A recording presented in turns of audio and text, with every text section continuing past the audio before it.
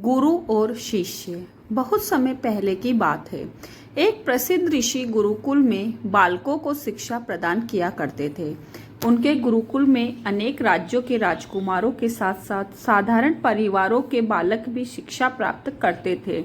उस दिन वर्षों से शिक्षा प्राप्त कर रहे शिष्यों की शिक्षा पूर्ण हो रही थी और सभी बड़े ही उत्साह से अपने अपने घर लौटने की तैयारी में थे। जाने से पहले ऋषिवर ने सभी शिष्यों को अपने पास बुलाया। सभी शिष्य उनके समक्ष आकर एकत्रित हो गए।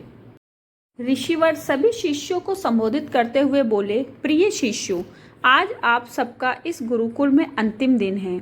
मेरी इच्छा है कि यहाँ से प्रस्थान करने से पूर्व आप सब एक दौड़ में सम्मिलित हो। एक बाधा दौड़ है जिसमें आपको विभिन्न प्रकार की बाधाओं का सामना करना होगा।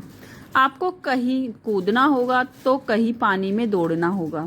सारी बाधाओं को पार करने के उपरांत अंत में आपको एक अंधेरी सुरंग मिलेगी जो आपकी अंतिम बाधा होगी।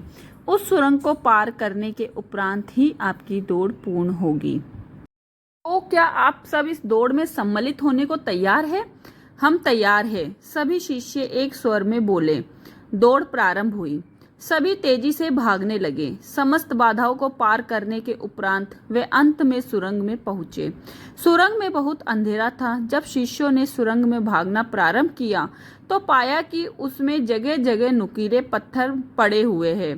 वे पत्थर उनके पाँव में चुभने लगे और उन्हें असहनीय पीड़ा होने लगी। लेकिन जैसे तैसे दौड़ समाप्त कर वे सब वापस ऋषिवर के समक्ष एकत्रित हो गए। ऋषिवर ने उनसे प्रश्न किया, शिष्यों, आप सब में से कुछ लोगों ने दौड़ पूरी करने में अधिक समय लिया और कुछ ने कम। भला ऐसा क्यों? उत्तर में एक शिष्य बोला, गुरुवर, हम सभी साथ साथ ही दौड़ रहे थे, लेकिन सुरंग में पहुंचने के बाद स्थिति बदल गई। कुछ लोग दूसरों को धक्का देकर आगे निकलने में लगे हुए थे तो कुछ लोग संभल कर आगे बढ़ रहे थे। कुछ तो ऐसे भी थे जो मार्ग में बड़े पत्थरों को उठाकर अपनी जेब में रख रहे थे ताकि बाद में आने वालों को कोई पीड़ा न सहनी पड़े। ये सबने अलग अलग समय पर दौड़ पूरी की।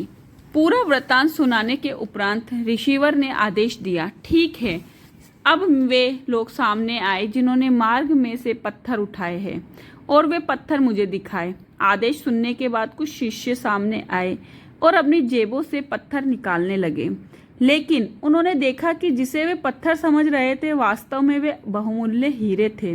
सभी आश्चर्यचकित होकर ऋषिवर की ओर देखने लगे। जानता हूँ कि आप लोग इन हीरों को देखकर अचरज में पड़ गए हैं। ऋषिवर बोले, इन हीरों को मैंने ही सुरंग में डाला था। ये हीरे उन शिष्यों को मेरा पुरस्कार है जिन्होंने दूसरों के बारे में सोचा। शिष्यों, यह दौड़ जीवन की भागम भाग को दर्शाती है, जहाँ हर कोई कुछ न कुछ पाने के लिए भाग रहा है, किंतु अंत में समृद्ध वही होता है जो इस भागम भाग में भी दूसरों के बारे में सोचता है और उनका भला करता है। अतः जाते जाते ये बात गांठ बांध ले, जीवन में सफलता की इमारत खड़ी करते समय उसमें परोपकार की ईंटें लगाना न भूले। अंततः वही आपकी सबसे अनमोल जमा पूंजी होगी।